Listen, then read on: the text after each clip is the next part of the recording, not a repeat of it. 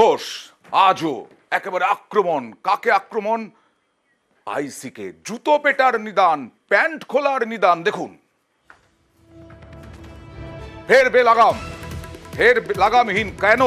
তার অভিযোগ এই আইসি নাকি তাকে মিছিলের অনুমতি দিচ্ছে না, এই আইসি নাকি তাকে রোড শো করতে দিচ্ছেন না, অনুমতি দিচ্ছেন না। তাই কি বললেন, কি হুঁশিয়ারি দিলেন, দেখুন। প্রচার করছেন কেন? পুলিশের পারমিশন নেই, কালকে বলছে। কে বলছে? আইসি ওর বাপের জমিদার নাকি? জুতিয়ে লম্বা করবো ওকে। বলছে বলে আইসি হচ্ছে সালা, কাপড় খুলে দেবো চোর রাস্তায় নিয়ে আসবে। এরপরে দিলীপ ঘোষ 5 বছর থাকবে, ঘর থেকে বেরোতে দেবো না ওকে। ছোট লোকদের সঙ্গে এরকম কথা বলতে হয়, পুলিশের সঙ্গে সেরকম কথা বলতে হবে। সব কটা তোলাবাজ। পুলিশ সবচেয়ে বড় ক্রিমিনাল আজকাল পশ্চিমবাংলায়। বাপের জমিদারি, তার পারমিশন নিতে হবে লোকের বাড়িতে গেলে। পঞ্চায়েত লড়ে লড়ে দিলীপ ঘোষ এমপি হয়েছে, এমএলএ হয়েছে, আমাকে আইন শেখাচ্ছে। রাস্তায় বেরোলে ওর গাড়ি আটকাবো, ওকে বার করে কাপড় খুলবো। দিলীপ ঘোষকে ও চেনে না এখনো, ওকে বলে দেবেন রাস্তায় না বেরোয়। দিলীপ ঘোষ তোর প্যান্ট খুলে নেবে চোর চোর রাস্তায় দাঁড় করিয়ে। আর পারলে আমার কাছে বিরুদ্ধে কমপ্লেন তোর গিয়ে ইলেকশন কমিশনে। দিলীপ ঘোষ কিন্তু বর্ধমানে থাকবে, ওরা চলে যাবে। তোর কোন মা বাপ বাঁচায় সেটা আমি দেখবো।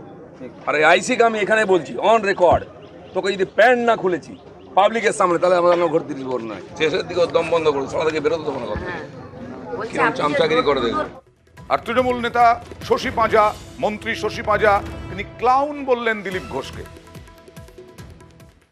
এনার এগেইনস্টে যদি ডিফামেশনের কেসও করে, তাহলে এবারে লাইব্রেরিটা ভরে যাবে। মানহানি মামলা, এতগুলো মামলা করবে সকলে। এবারটা এটা ক্লাউন হয়ে গেছে, উনি একটা জোকার মতো হয়ে গেছে।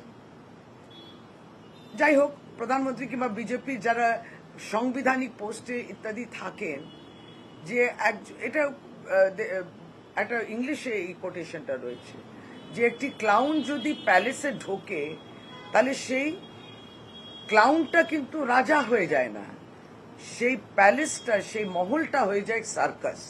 বিজেপি ওই সার্কাস হয়ে গেছে।